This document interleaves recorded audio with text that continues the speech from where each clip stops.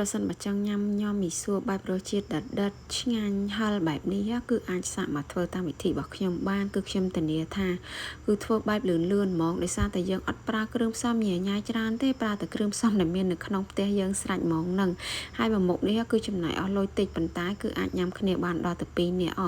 ហើយនៅក្នុងហ្នឹងគឺខ្ញុំមានជាប្រហិតដែលខ្ញុំទិញគេ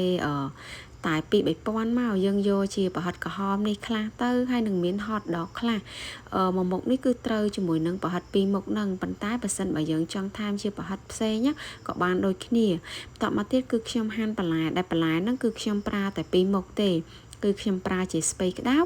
ហើយនឹងការ៉ុតនិយាយចំទៅគឺដាក់មកមុខបន្តិចយើងហាន់ការ៉ុតហ្នឹងគឺជាប្រទេសស្ដាងមកហើយនឹងយើងហាន់ទៅជា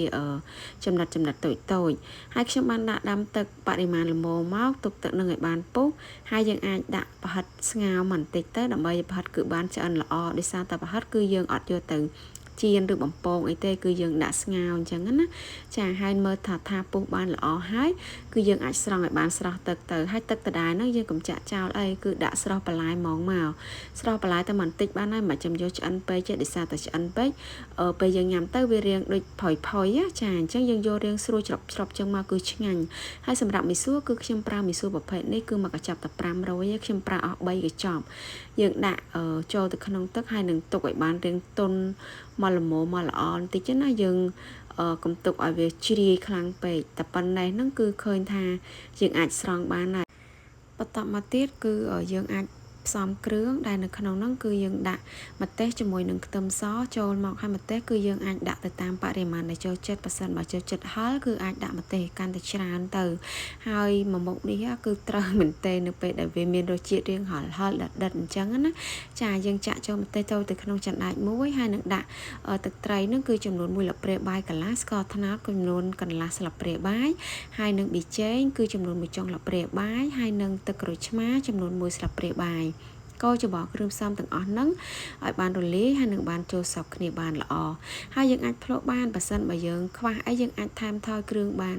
ចាក់បន្លែដែលយើងបានស្រោះរួចបាញ់មិញហ្នឹងចូលមកកូរច្របល់បន្តិចរួចដាក់ប្រហិតចូលមុខនេះគឺកូរច្របល់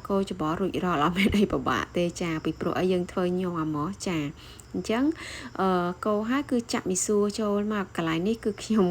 ផ្លេចថតកន្លែងចាក់មីសួរចូលចាតែប៉ុណ្ណឹងយើងអាចកូរច្របល់មីសួរជាមួយនឹងគ្រឿងហ្នឹងដើម្បីឲ្យវាបានចូលសព្វគ្នាបានល្អខ្ញុំនិយាយមែនគឺទំនោរខ្លាំងហើយឈ្ងុយថែមទៀតផងមុខនេះគឺងាយស្រួលហើយលឿនជាពិសេសគឺអាចធ្វើញ៉ាំពេលថ្ងៃឡើងអីអញ្ចឹងគឺថាត្រូវហ្មងហើយយើងអាចដួសដាក់ចានមកភ្លក់ខ្ញុំធានាបើអត់ឆ្ងាញ់គឺអត់ដឹងនិយាយថាមិនទេព្រោះអីខ្ញុំភ្លក់ទៅគឺឃើញឆ្ងាញ់ចាអញ្ចឹងកុំភ្លេចសាកធ្វើផងណា